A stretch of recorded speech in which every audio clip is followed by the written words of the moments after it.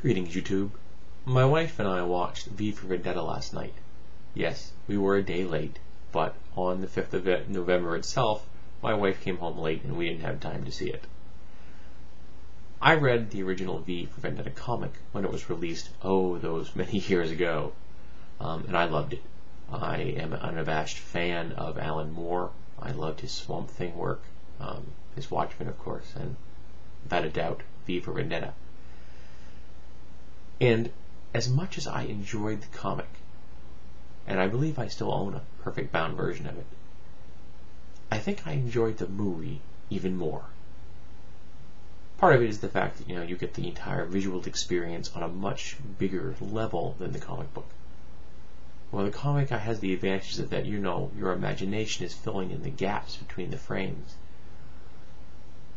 If a film really captures something, it transports you in a manner that I don't think a comic can.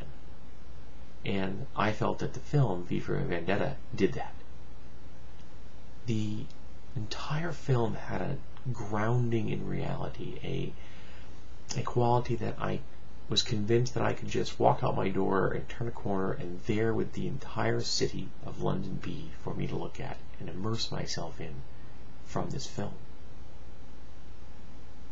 It was a wonderful backdrop for the completely theatrical character that V was.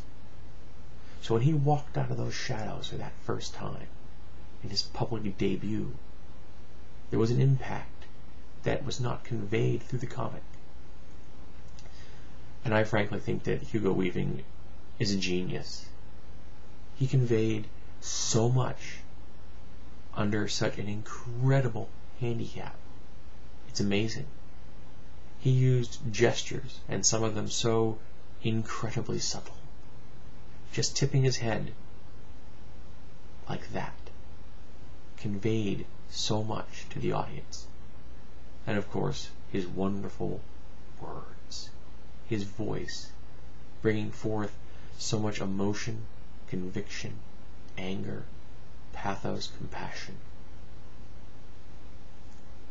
He's deserving of every film award that there is available to a person in the role that he did, in the type of role he played.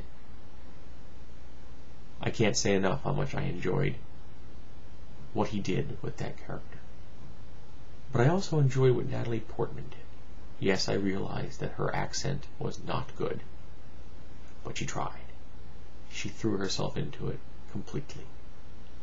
It doesn't hurt that she is in fact luminously beautiful, but she also has a quality about her that makes me think that she's real, that I could see someone that looked like her at the mall or on Main Street, that she doesn't look artificial.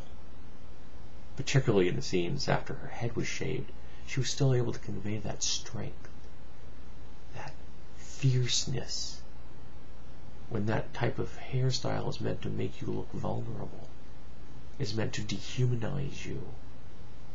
And she refused. And the emotional relationship between V and Evie was also wonderful.